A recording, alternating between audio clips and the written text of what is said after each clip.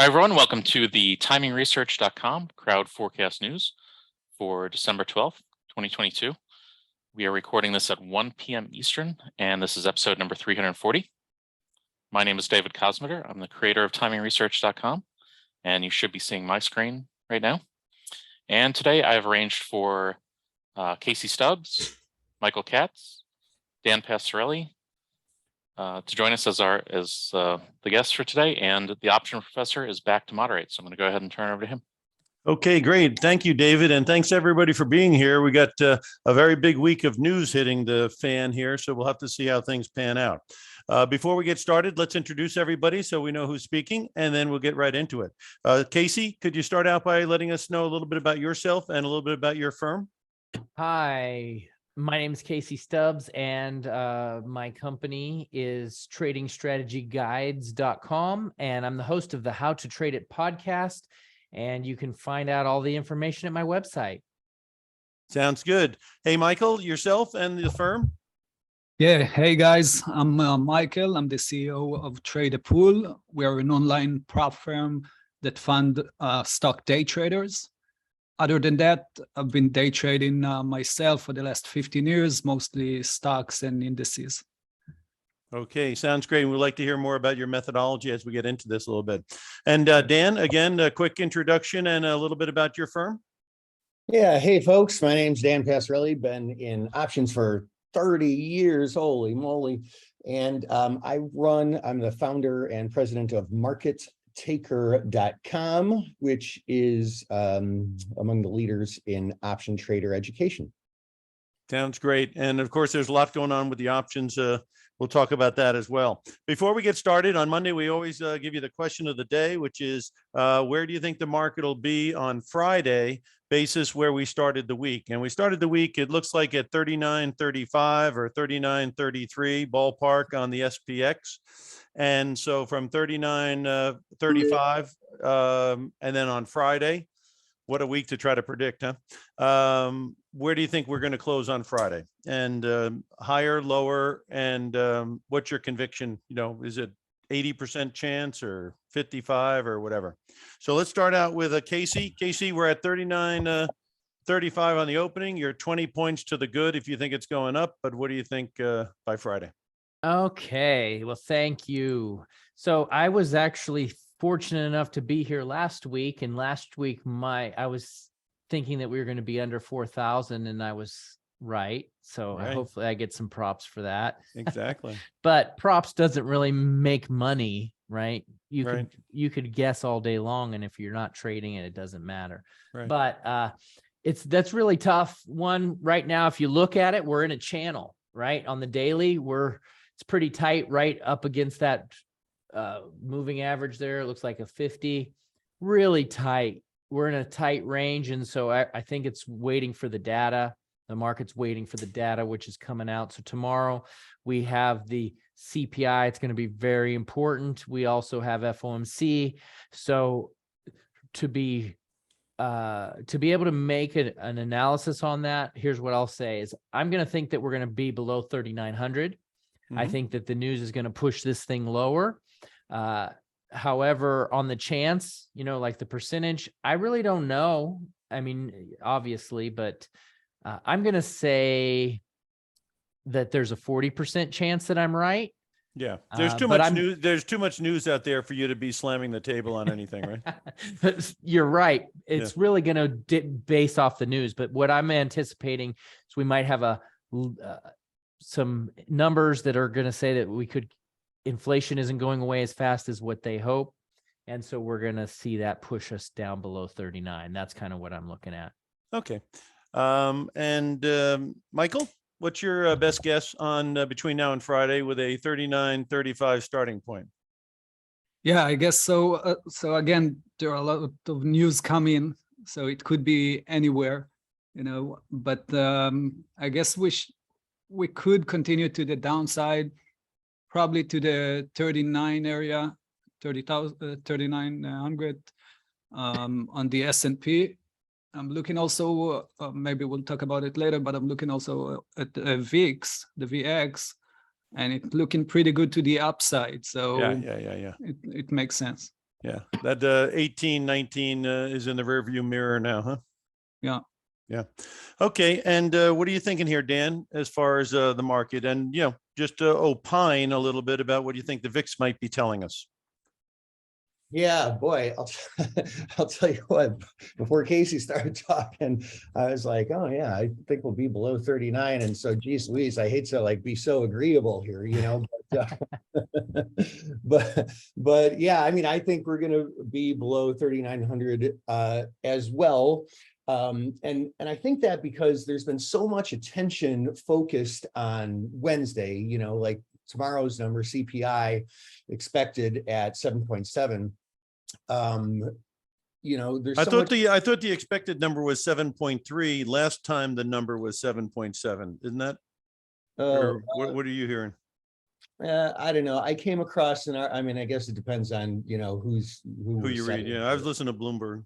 Oh, okay. Yeah, but either way, whatever it is. Yeah, it's supposed to be a little bit down, right? Yeah. But, like I wouldn't be surprised if we rally a little bit after the number or sell off, whatever. But then the focus shifts and, it's not such a rosy picture. So, yeah, I'd say below 3,900. And I would say 55% conviction. Mm-hmm. We got a little bit of runway between this meeting on Wednesday and the next Fed meeting. It's already going to be like almost February 1st, the next time they meet. So that's a pretty good gap between Fed meetings. And it'll be interesting to see what they say here after the statement. You know what I mean?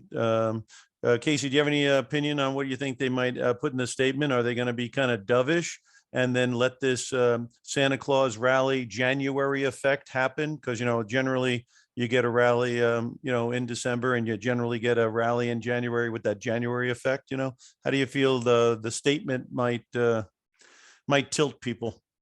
That is a great question, and I honestly can't give an answer to that. That it's really hard to say. I've enjoyed listening to the statements the last couple times.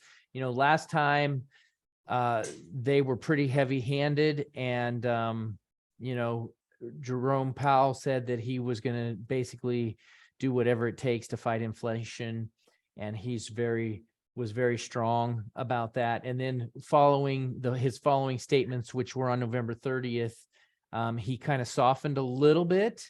He still was very resolute to stand firm. However, he said, if we see data that shows that things are stabling off, or that we can slow down rates, we'll do that. So as far as what he's going to say, I don't know, or how they're going to word it, I don't know. But I do know that they're pretty determined to fight against inflation. And so if they feel like it's not going as well as they are hoping, they're going to be very strong and firm, and they're willing to go through a little bit of a downturn in order to accomplish their objectives. Yeah. Everyone keeps talking about this downturn. You go out to every restaurant, every mall, everywhere, and everyone is out there just spending like madmen. So I don't know what this downturn stuff is all about. I mean, on this prediction stuff, if you look at last year, their prediction was like Fed funds might go up to like 1.5 or 2%, and look where we are. So maybe the prediction game's a rough racket, Yeah. Predictions are definitely a tough game to be in, for sure. Yeah. And you're right. The things are looking great. They feel good right now. And I do think that that's a good thing, though, that Powell's wanting to keep inflation under control. Obviously, wage inflation is pretty good. We want to see people making more money, but it's not keeping up with some of the cost of goods. And, if that keeps going, definitely will cause the squeeze to people. Yeah. Let's talk about fundamental or technical indicators, because you guys all use your own things. What technical or fundamental indicators are you looking at that you think might really affect the S&P 500 looking forward here? Michael, you're doing a lot of short-term trading. So what are you kind of looking at there? Maybe you can open the door to your methodology at the same time, Yeah, no problem. First, usually I look at the naked chart, mostly like the price section. You Yeah. want to share something, Michael? Yeah. You know, share your Yeah, screen why there and give us an idea of what you're looking at, because otherwise we're going to leave a lot to the imagination. You know what I mean? All righty. Yeah, okay. So just let me know if you Yep, see my you got screen. it. You're Okay, up. cool. Yep, we got about 6 screens up there. Yeah, so basically, like maybe we will talk about it later to the day trading part, but if we're looking at the big picture, I usually look at the 4H on the S&P and the NQ, and always looking at the VIX as well. So most of the time I'm just watching a naked chart, just you know, mark my my levels. The only indicators that I do use is the 200 EMA and the 420 EMA as well. I know maybe not a lot of traders use that, but I found it to be very accurate. You can see it right here. That's the light blue. And I got at the bottom the MACD just for deviations. So, but mostly, like as you can see, just marking levels. So if I'm going back, you can see that we've been trading in a nice channel, a downtrend channel, trying to break through that level. But it's anyone's game at the moment because, you know, we're moving sideways for the last month. The news that will come this week will push the price up or down, and we can't really tell. Full disclosure, I'm long on the NQ. Usually, if I trade indices, it's usually the NQ and not the S&P. Right. But I'm long here, so so all the way from before the news, the last news that we got in this bar. So basically, just waiting for it. And where would you reverse yourself? Getting out of the position, you mean? Get out, or maybe reverse your position? I usually won't reverse it too fast, so I'll close it and then reassess and then start a new position. Right. But basically breaking down after the news, like at least the FOMC news. So breaking down and closing below the 11,400. That would be a cue that things are going south. Yeah, definitely. Yeah. Anything else you're looking at when you do this? Or can you explain a little bit what are you looking at the bottom? Some kind of a MACD? Is that just a incidental information, or do you use that quite a bit? I use that, but I'll use the chart first, like the price first, and then just add in a little bit of the MACD to the picture. Basically looking for a divergence, you know, at the bottom or the top. Usually for that, I'm using the 1H just to see some negative, you know, negative picture between the chart and like the price and the MACD. For example, right now, we just tested the high, the MACD creating new lower highs. So getting this bearish feeling at this moment. And when you're doing the short-term trading, what time chart do you tend to gravitate to? A 1 minute. Yeah, I'm all about the 1 minute chart. Yeah. So obviously that's it. And so that means you're, you know, pretty actively trading then, right? Yeah, very, you know, as a CEO of Trader Pool these days, probably a little bit less than what I used to, but still just moving meetings and all of that, just so I will have at least the first hour to trade. Yeah. So yeah. And and the NASDAQ E-mini is pretty much your main game in town, or do you trade any of the other ones? No, I mostly trade stocks. Individual. You mean individual issues? Yeah. I got you. Do you have a few that you're looking at now that you might want to share with us? Yeah. So I traded today. I traded actually the Qs, the QQQ. The Okay, ETF sure. Yeah, that's what a lot of people do trade. Yeah. Yeah, because you know, this time of the year you got so much volatility, then you can easily trade just the ETFs, the SPY and the Qs, maybe the IWM. But in any other days, you just go through the scanners and find stocks in play, basically. Lots of volume, news that covering. We had a few of those today. So today, when it started to sell off, I just led the pre-market. So we started to sell off right at the beginning, reached a support level, the pre-market basically, or actually yesterday area right here when it actually broke the aftermarket and the yesterday close. But you can see that the MACD is dropping below the 0.2. Most of the times when it's extended like that, you will see a bounce. And basically after that, I just bought it right at the bottom and sold right at the top. I have it. I can show it to you on my. Yeah, I heard a good statistic, not a good, an interesting one on NASDAQ. It has now been underneath its 200-day moving average for the longest amount of time since the .com crash, which is 173 days. So over 173 days, the NASDAQ has been under the 200-day average, which I thought was, obviously, it's a pretty historic number, huh? Yeah, it's crazy. And I mean, yeah, they're draining reserves. So asset prices have a difficult time going up when they're draining reserves, right? Yeah, exactly. And we'll see how it goes in 2023, but exactly. Yeah, they a changed lot their ahead of us. Yeah. So that's what, just to show you, that was the trade that I made. So that was the sell-off, buying at the bottom, trying to sell at the top when reaching a resistance level. So pretty much very active and kind of fast entry and execution and exiting. Any of these new stocks hit your radar? Like Microsoft bought 4% of the London Stock Exchange, and of course Horizon and Amgen had a little bit of a deal, and Coupa, COUPA, they had a suitor that popped that stock quite a bit. Any of those things hit your radar? Or? Yeah, I mean, I usually don't trade like small caps, but there are a lot of those popping up. HARP, for example, today made crazy move, like 90%, even more than that, just going from 1.4 to all the way to 335. But you did have Qualcomm, QCOM,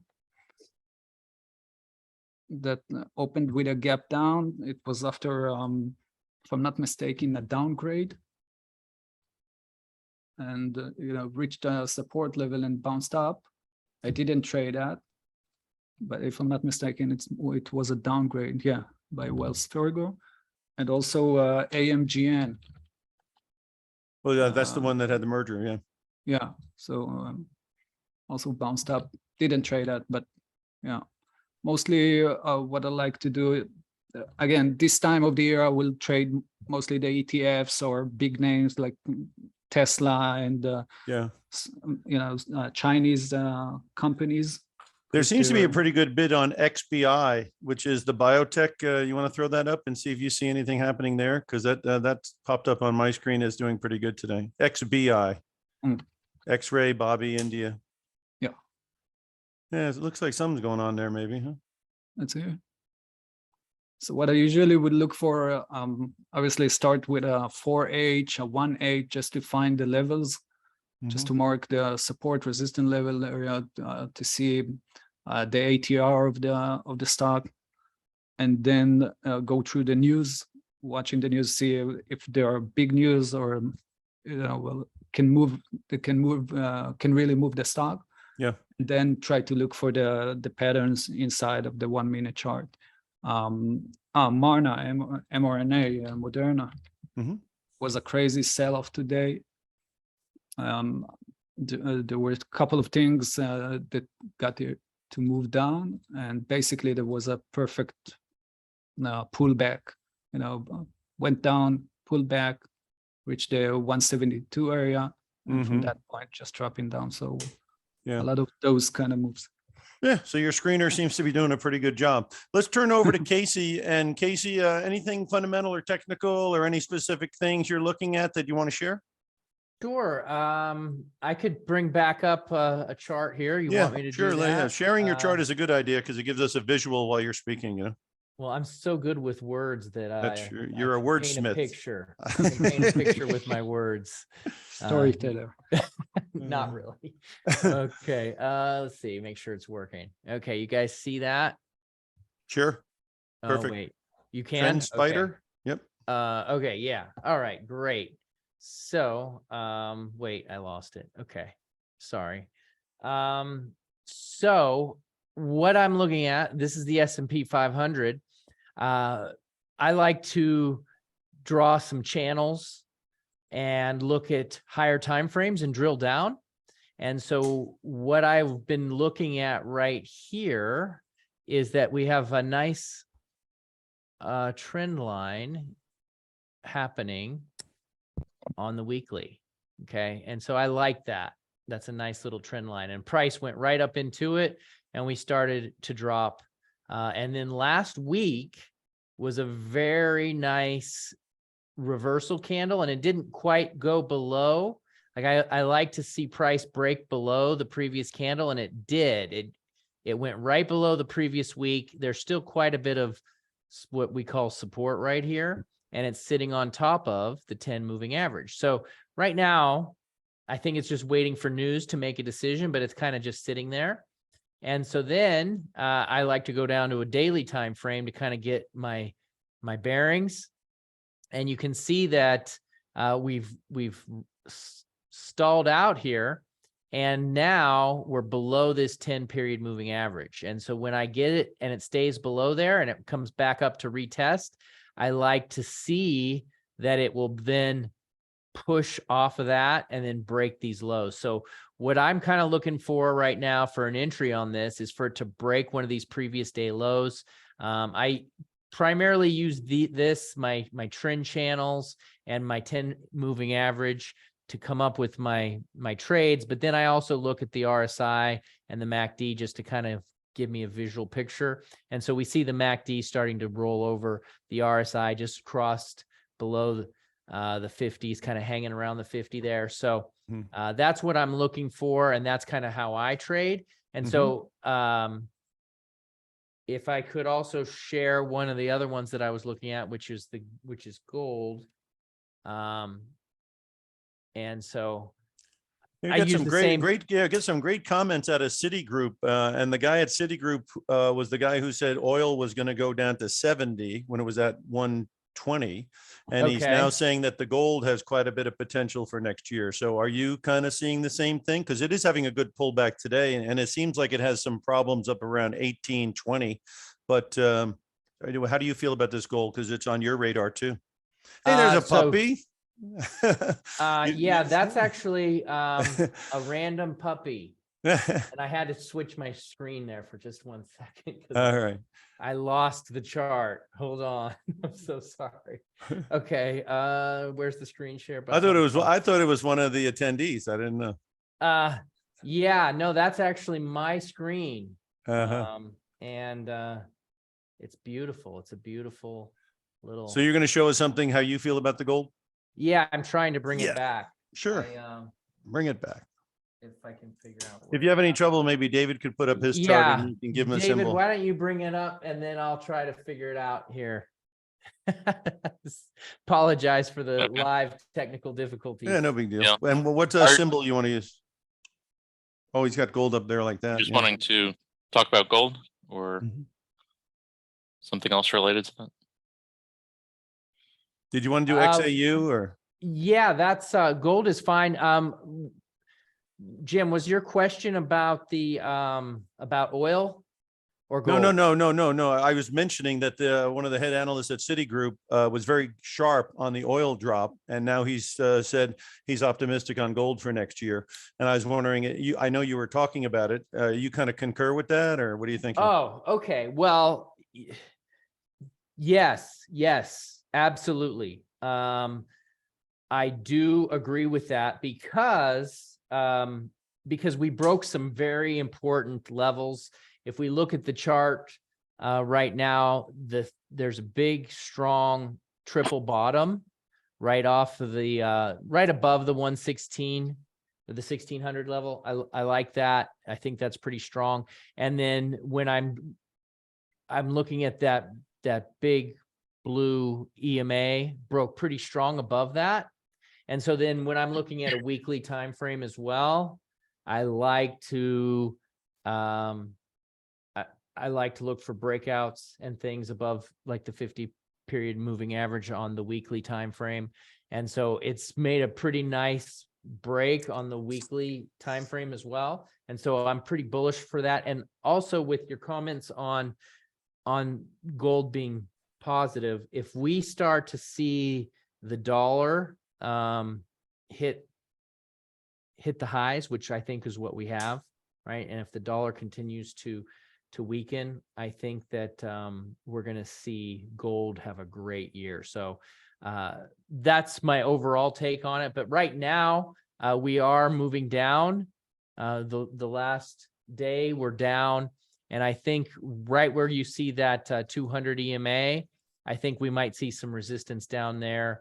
And again, it really, a lot of it has to do with what happens this week, but I think that that's a good base of support around that 1730 area. Yeah. And the RSI looks a little divergency there and coming down through the 60 number. So you might get a correction here, huh? Yeah. Yeah. Okay. And Dan, with regards to the options and what you're seeing there, I had a question for you. The VIX I see gapped up today, and I also see it has a gap from down when it was at 19. I'm looking at a 10-day chart on the VIX, and I see there was a gap between 19 and 20, and I see there's a gap between 23 and 24. And what's your gut feeling on that? Because, you know, with those kind of gaps, it could be a situation where the number comes out really positive for stocks and we have a huge rally, and then the VIX would fill in the 23, and it might even fill in the 20 to 19 if the rally starts breaking above 4,000. So what do you think the VIX might be telling us here? What's your gut on it? Yeah. Yeah, several things going on here. The VIX has been very, very interesting to watch lately. One, geez, I don't know, caveat, I guess I want to say, is because VIX is sort of a derivative of a derivative, maybe even of a derivative. I have to think more about that one. I'm getting a headache with all those derivatives you're talking about. Exactly. I think I'm following you. You know. Right. So I don't look technically at charts of VIX and use it like I would with a typical asset, you know. Okay. Because, you know, it's just a little bit of a different animal. But, you know, that said, when VIX got down below 20, what was that, a week and a half ago or something like that? Right. Last Monday, I guess. Yeah, I mean, you know, you just look at it and realizing that, look, the small changes to inflation that have occurred, the small changes to the employment situation, the economy, were so not relevant that the VIX being down below 20 just seemed kind of absurd.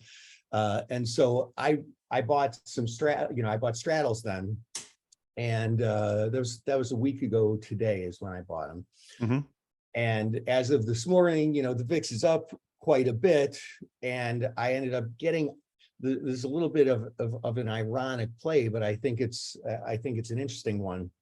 I ended up getting out of the straddle today because, you know, the spiders moved a little bit lower.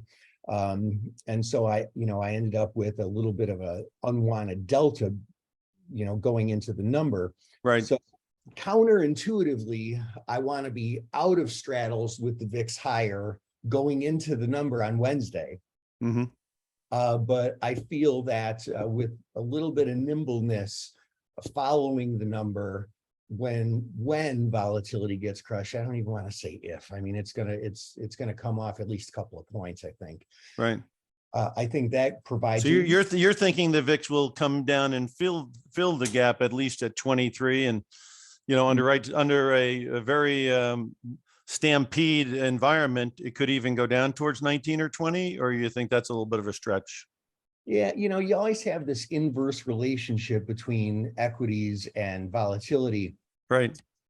So, if the market does end up going higher following the meeting, then I think volatility could, it could fall. It could even fall below 20. Though I think if we get a sell-off from anything that Powell has to say afterwards, we'd probably be above 20, but lower than here. And I just think either way, it ends up being a nice, 4-week, 5-week straddle play. Yeah. Yeah.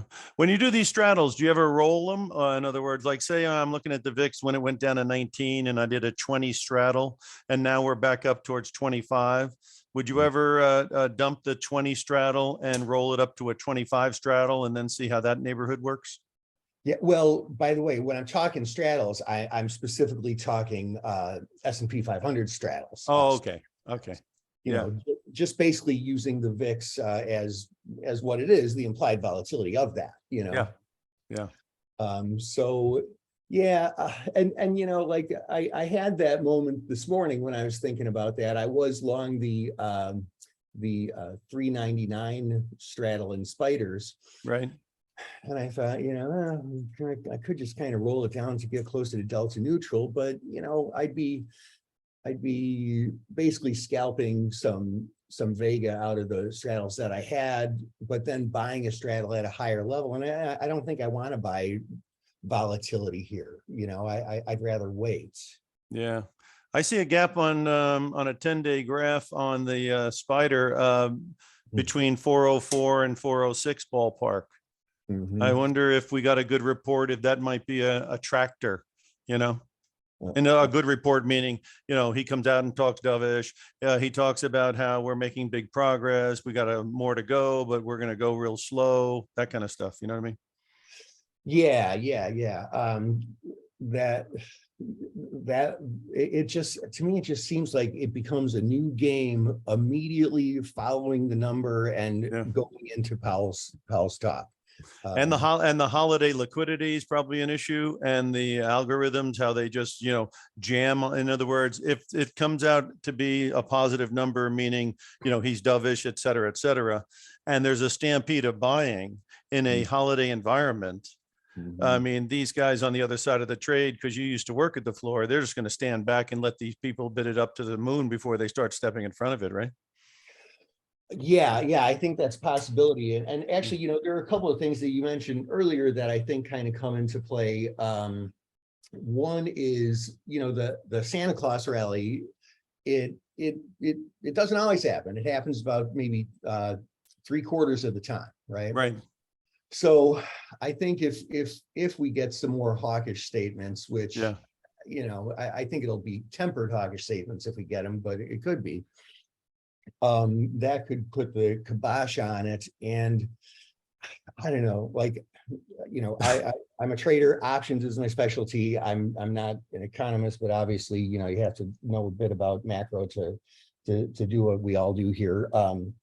But I just feel that maybe the Fed's looking at it a little bit incorrectly and handling it in a more traditional manner where I think inflation is being more driven by supply chain issues, and you can raise interest rates as much as you want. That's not going to fix that problem.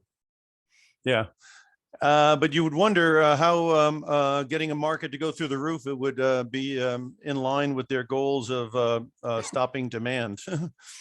Yeah, and and that plays into like one of the things that I'm looking at now is for my longer term investments, because I think of myself as both a trader and an investor. For my longer term investments, I'm looking at this as a really, really nice potential opportunity to write some calls on some of the long stocks that I have, because the going through the roof scenario is just the least likely scenario. Hey, Casey, with regards to international markets, do you do anything with those? Because I caught a very nice rally in China and also in some of these other ones like Mexico and Australia, Canada. They all went up, India, but they all, might be stalling here because, opening up everybody out of their apartments without the proper hospital ICUs, nurses, and vaccines, they probably could be dangerous. So how do you do anything with the international markets? My primary interest in international markets is through currencies, and I do a Okay. lot of currency trading. And so I will look at individual countries based off their currency. I don't look too much at individual stocks or funds or anything like that. And you know, a lot of them are really they're really you know, they're influenced by what's going on with the dollar. The dollar kind of rules the day, and so Mhm. whatever you see happening with the dollar, it impacts them really heavily. Yeah, you don't have to be a genius why you'd make a hit on foreign investments when it goes from 115 to 104. But is that party possibly over if we can't take out that 104 and we start going 106, 107, or what do you think? Yeah, I think so. I think right now this pullback is pretty significant, and that's Mhm. why when I was talking about gold earlier, when we see that gold's had a big spike in the last month or so, we can see that the reverse has happened on the dollar, and fundamentally, I think that if the inflation cools off, we're going to see the dollar continue to drop as well. And so they're trying really hard to make that happen. So I think Yeah. that's what's going to happen. So I think last year, or this current year, 2022, was a great year for the dollar, the year of the dollar. I think 2023 is not going to be the year of the dollar. I think we're going to see pretty heavy pullback in 2023 for the dollar. Yeah. And maybe it's in line with that most of the interest rate hikes have been done. And so that genie's out of the bottle. And then basically, if they do get a slowdown because of the lag effects of what they've done on the interest rates, and you did get the earnings to drop, of course, that might not be positive for the dollar either, huh? Right. Yeah. And then we start to, yeah. So that's a great point. And just like everything else, you get these commodities that do really well, they go through extremely strong cycles. And then when you think that it's going to keep going, then it has a reverse, and the reverse is usually pretty strong as well. Yeah. And maybe those central bankers got the idea that that dollar was getting so strong that we could have had a systemic problem in some of these developing market currencies and stuff like that, huh? That's very true. And you know, when the dollar gets too strong, it does create a problem for a lot of the countries of the world. And even with American companies that are trying to do business overseas, it can cause some issues as well. Yeah. Definitely is good in some cases if you're doing things with the dollar and you're trying to do any kind of activities overseas. It's always really beneficial to have a strong dollar. Another good point about being somewhat concerned about the dollar is it's in the RSI neighborhood where the underlying market is generally weak. You know, the RSI is pretty substantially under 50.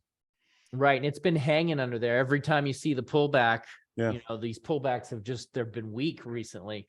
So I think the 107 level is going to be pretty hard for them to get over.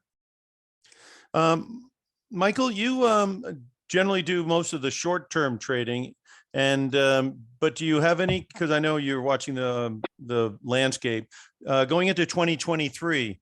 Do you have any you know, really dramatic things you expect that we might see that people could focus on? Either Yeah, either in stocks or commodities or interest rates or currencies, you know, in any of the markets. Yeah, so basically the way that I look at the other markets are through the glasses of you know, the stocks, the US stocks. So for example, if I'm looking at the Chinese market, I usually will trade or analyze the BABA and Bili and Baidu and all of those. Mm-hmm. All of those Chinese companies, just to get a JD. reflection. Yeah, exactly. TAL, just to get a reflection from the Chinese market.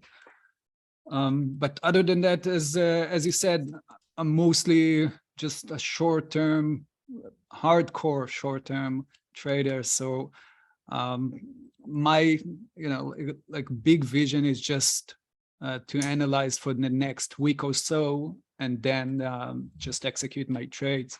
Did you get any sell signals on the Chinese stocks? Because again, it went from we're changing our whole policy, and we're going to get rid of zero COVID, and now there's a little bit of stuff where the infections are going through the roof, and there's real problems with helping these people, and so the minister's comparing it to the common cold now to try to quell concerns. But what are you thinking here? Is this rally possibly over for now, as far as your short-term stuff? I mean, they went down like crazy. Let's say if you're looking at the BABA, Alibaba, it went down from 319 all the way to 60. Yeah. Right. So, and this is a big company, BABA, Alibaba. It's a huge company. So at the end, looking like a decent price, around the 60s, the 80s, looking like a decent price, and a lot of upside to it. If it will break through the 200, I got the 200 EMA on my chart at around 97, around $97. I'm looking at the daily chart. Yeah.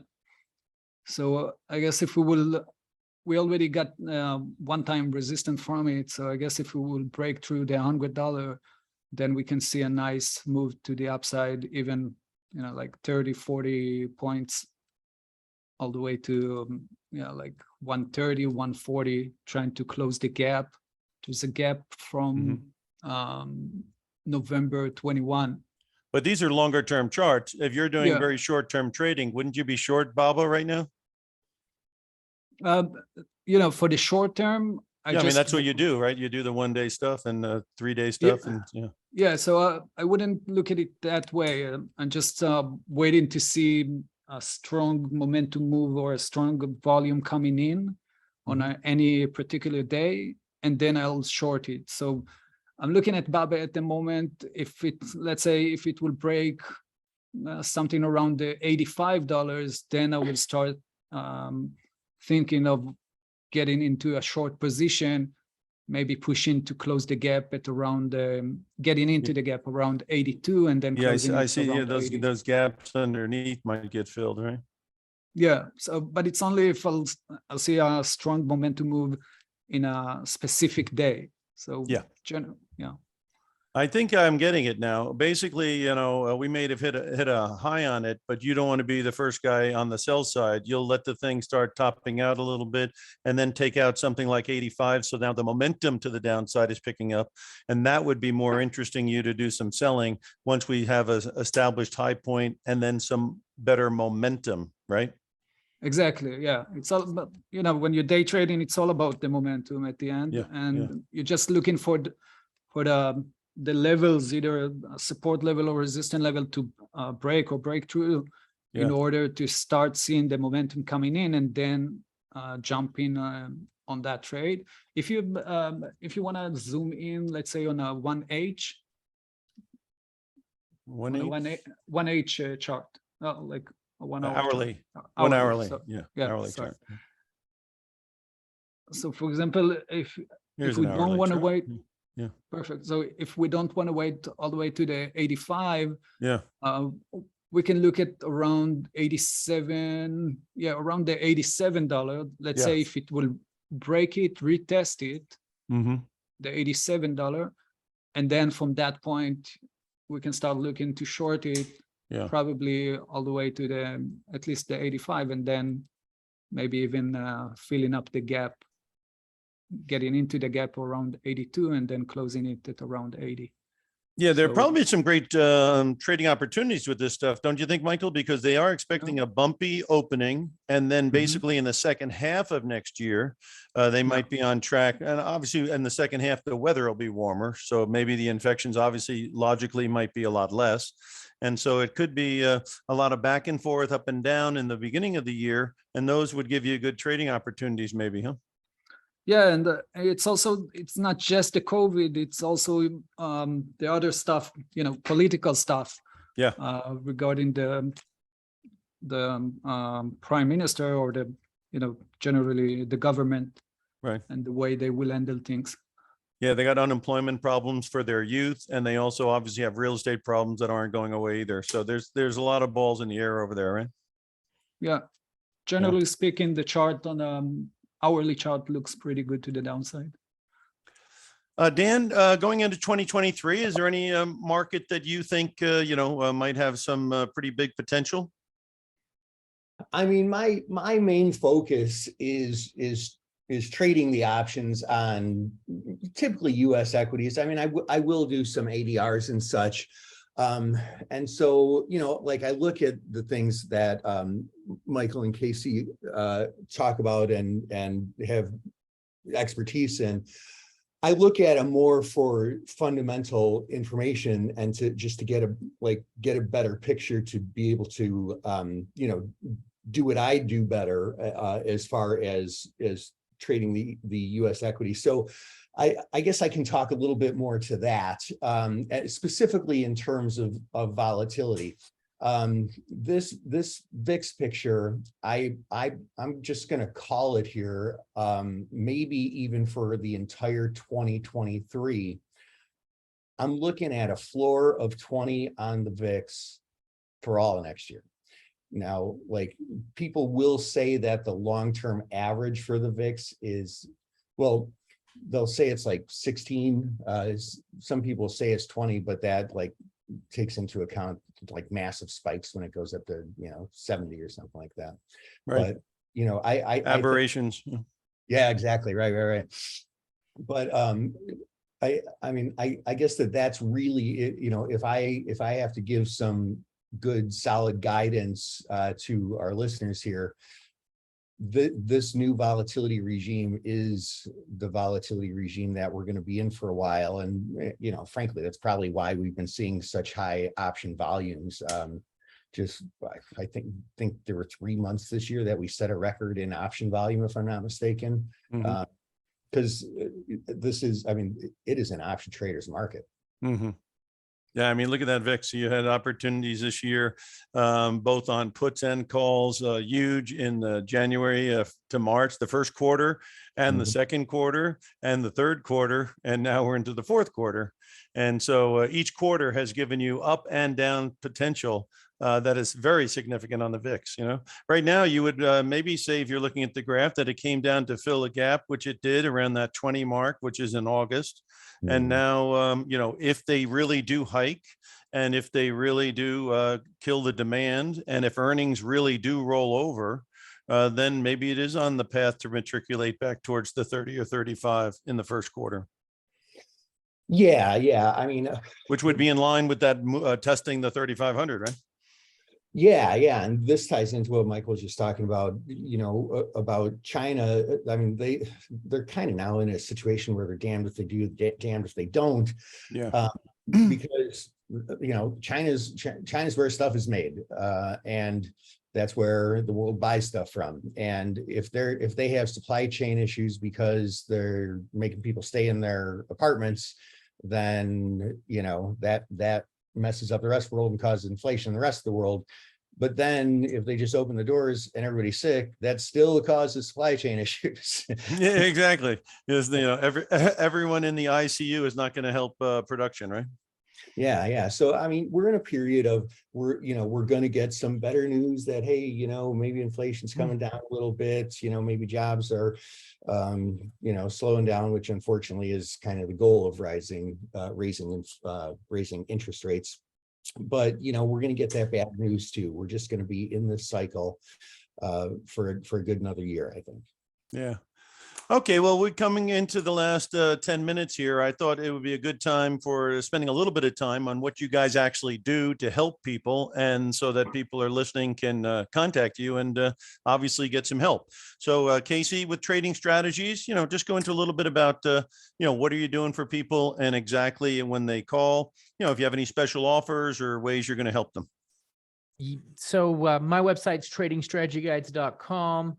And we have a lot of free education on how to trade, how to read charts, how to find trading strategies for all markets. And I also host a podcast on the same page called How to Trade It. And I interview some of the best traders, and they share their insight. And so it's a two-part thing. We have education on the site for getting a lot of free trading education and free trading strategies, and also the podcast where we interview some of the best traders. So feel free to check that out if you want to learn something specific about trading. We got lots of great content over there. And no matter what level trader you are, a new trader, intermediate type trader, or an advanced trader, everyone can get some good information there. Yeah. No matter where you're at. And me, I've been doing this for a long time, and I'm still trying to always learn. I'm always reading and studying and trying to up my game a little bit. Yeah, that's great. Michael, again, you want to explain a little bit about how people can benefit by contacting you? And then if you have any special offers or anything, you can cover them and we can see what's going on there. Yeah, thanks. So as I mentioned before, we are a prop firm, an online prop firm. And what we do is basically give anyone, stock trader, any stock day trader, the ability to trade and join our prop fund. So basically, he will go or she will go through an evaluation phase. And if he passes it or she and reach the goal and didn't reach his maximum drawdown and stuff like that, he will get funded and basically trade on our capital. Now, especially as a day trader, especially in the US, you need at least 25K to open an account, right? And to trade, to day trade stocks. So in this case, you're trading our capital. The valuation phase is as little as $300. So you go through that, passes it, and start trading with us. We provide a lot of tools, technical tools, and also mental tools, anything basically from blogs, from playbooks, eBooks, anything that we can donate or give in order to promote our traders. And if you want to check it out at traderpool.com, we also have a Christmas sale going on. So feel free. And what type of, what's the profile of some people that are doing this? Is it young? Is it old? Is it retired? Is it employed, unemployed? What is the kind of profile? I mean, we have everyone, because at the end of the day, there are tons of people who want to trade the market and don't have the ability to do so, especially when you need the nice capital, nice deposit in the broker account in order to really be active. But we have everyone from 20 guys in their 20s and also 60 and 70s. And when people go to your website, they'll get all the details on how that works, what expenses, if any, there are, and again, your thresholds that you have to meet in order to get funded and all those type of, because there's quite a bit of details that you can't go over in this small format, right? Yeah, but you can go ahead and check it out. Of course, if you have any questions, there is FAQs, and we have a chat bot, and of course, the support. You can call us to the office as well.